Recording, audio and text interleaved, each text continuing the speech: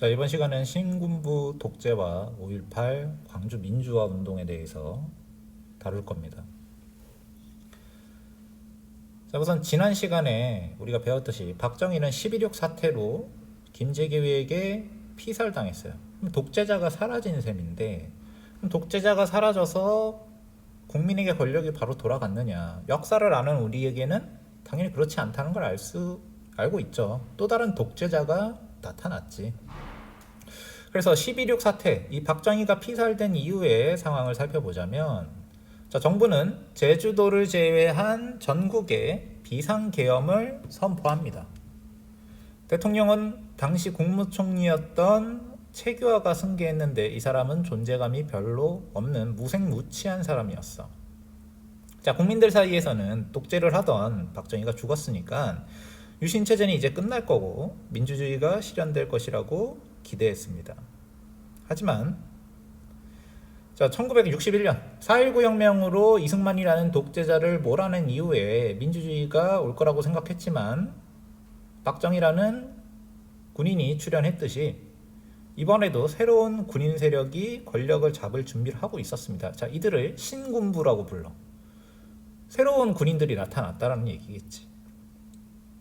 자, 이 신군부라는 사람들은 전두환과 노태우를 비롯한 육사 11기생이 주축이었습니다. 이들은 정규 육사 과정을 처음으로 이수한 사람이라고 해. 그 전까지는 전쟁하느라고 막 바빠가지고 육사라고 해도 육군사관학교 출신이라고 해도 1년도 안 되는 교육기간을 거치거나 하여튼 짧았는데 이들은 4년 정규 과정을 모두 거쳤다는 거야.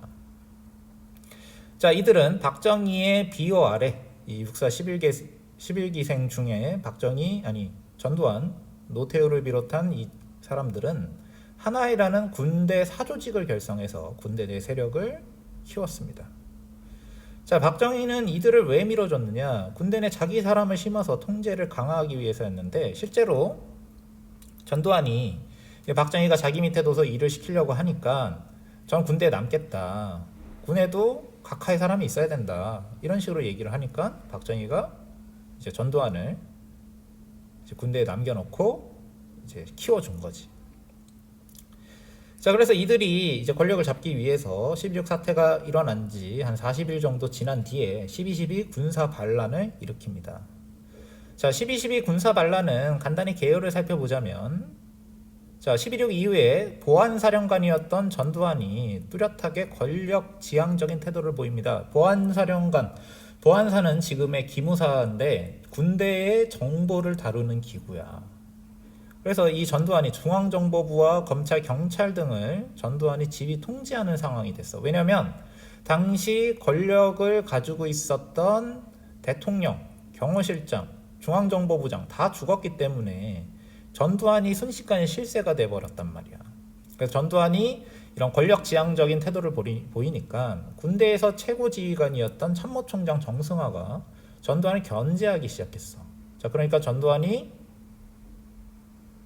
부대를 동원해서 참모총장, 국방부 장관 등을 납치하고 대통령이었던 최규하까지 구금을 해버렸단 말이야. 명백한 반란이지. 지휘관 한 명이 참모총장, 국방부 장관, 대통령을 잡은 거잖아. 이게 반란인데 이 반란을 진압하려고 수도방위사령부에서 준비를 하니까 이들을 제압하기 위해서 공수여단과 최정방사단인 구사단까지 동원해서 군사 반란을 일으켰다라는 거지. 그래서 전두환이 권력을 잡게 됐다. 자, 12.12 사태로 전두환이 권력을 잡았지만 전면에 나온 것은 아직은 아니었기 때문에 아직 민주주의가 될 거라는 희망은 끝나지 않았어. 그래서 1979년 박정희가 죽고 12.12 군사 반란이 일어난 이후에 겨울이 끝나고 봄이 돼서 따뜻해지니까 이제 사람들이 거리로 나와서 민주주의를 위해서 시위를 하기 시작한다. 이것을 서울의 봄이라고 불러요. 자, 신군부가 정권을 장악하니까 민주주의를 쟁취하기 위해서 1980년 봄부터 계엄령 철폐, 신군부 퇴진, 헌법 개정 등을 촉구하는 대규모 시위가 일어납니다. 이것을 우리는 서울의 봄이라고 부르는데 왜 이렇게 부르냐면 공산권에서 공산주의 독재에 맞서서 체코 프라하에서 일어난 민주주의 시위가 프라하의 봄이라고 부르거든. 거기서 따온 것 같아. 자, 어쨌든 이 서울의 봄 시기에는 김대중, 김영삼, 김종필 등 이른바 삼김이라고 하는 여러 정치인들이 활발히 활동하기도 했다. 그러니까 아직 전두환이 죽었기 때문에, 아니 박정희가 죽었기 때문에 어느 정도 권력의 공백기가 존재하던 시간이었던 거지. 그리고 학생, 교사, 교수들은 학원 민주화 등 유신 체제 때 억눌렸던 요구를 터뜨립니다. 마치 4.19 이후의 모습과 비슷하단 말이야. 자, 서울의 봄의 절정은 언제였느냐? 5월 15일 서울역 인근에서 서울 시내 30개 대학교 10만 명의 대학생이 모였습니다. 당시에는 대학을 사람들이 지금처럼 무조건 다 가는 게 아니었기 때문에 대학생 10만 명이 모였다는 건 전국 대학생 거의 다 모였다는 거야. 그래서 그들은 비상계엄 해제를 외쳤고, 하지만 신군부는 여기에 물러나지 않았겠지. 그래서 비상계엄을 제주도까지 전국으로 확대를 하고 야당 주요 인사와 시위 주모자들을 체포했습니다. 아까 봤던 김종필, 김영삼, 김대중 다 체포하고 강압적으로 이제 나오기 시작하는 거지. 그래서 5월 17일에 비상계엄이 확대된 다음에 바로 다음 날인 5월 18일에 5.18 민주화 운동이 일어나게 됩니다. 이건 광주에서 일어나게 되는데, 자, 어떻게 일어나게 되느냐? 1980년 5월 18일에 광주 전남대 앞에서 시위를 벌이던 학생들을, 그러니까 서울에서만 시위가 일어난 게 아니고 다른 곳에서도 시위가 벌어졌던 거지. 그중에 광주도 있었던 거고. 자, 이 학생들을 군인들이 무자비하게 진압합니다.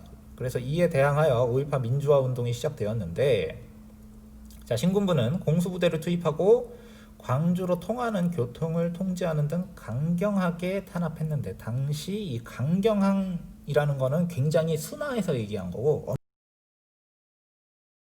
자, 그래서 처음부터 이 시위에 참여한 사람을 곤봉으로 강하게 아주 사람이 죽을 정도로 진압한 것은 물론이고, 시위와 전혀 상관없던 사람들까지도 곤봉, 척검 이렇게 해서 공격하던 이 계엄군이 결국에는 총까지 쐈단 말이야. 5월 21일에 누가 명령을 내렸다, 이것이 아직 안 밝혀졌지. 아마 누군지 알고 있는데 말을 안 하고 있을 거야. 명령 계통이 있으니까. 자, 어쨌든 이렇게 발표까지 하니까 일부 시민들은 무기까지 탈취해서 저항하기 시작했어.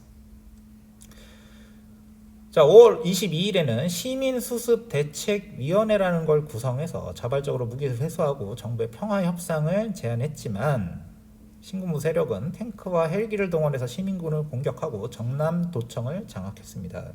그 과정에서 많은 사람들이 죽거나 다쳤겠지. 이 헬기 사격은 지금 당시 있었던 건물이 수리를 하면서 총탄 자국이 발견돼서 지금 새롭게 이슈가 되고 있죠. 뉴스에서는 한창 나오고 있습니다. 그래서 이 광주 민주화 운동, 5.18 민주화 운동으로 유공자가 등록이 되는데, 부상당했던 사람들, 사망이나 행방불명 됐던 사람들, 혹은 기타 희생자 관련해서 이제 경찰에 잡혀가서 고문을 당했다든지 여러 가지 피해를 입었다든지 이런 사람들이 이제 민주화 운동 유공자로 등록이 되어 있고, 그래서 죽거나 다친 사람들이 어느 정도냐? 당시 다쳤던 사람이 3,139명이고 후유증으로 사망한 사람이 76명, 그리고 당시 직접적으로 사망한 사람이 166명, 그리고 시위와 관련해서 구속되어서 고문으로 피해를 입은 사람이 1,589명, 수천 명이 되는 사람들이 이렇게 많은 피해를 입은 사건인 거지. 뭘 위해서냐? 신군부가 권력을 잡기 위해서 일으킨 사건이다라고 명백하게 얘기할 수 있겠죠. 그래서 많은 피해를 입고 많은 상처를 줬고, 지금도 이 상처가 끝나지 않는 것은 5.18 광주 민주화 운동에 대해서, 그리고 그 희생자 유공자에 대해서 많은 루머가 확인되지 않고 무책임하고 그런 루머들이 아직도 떠돌고 있지.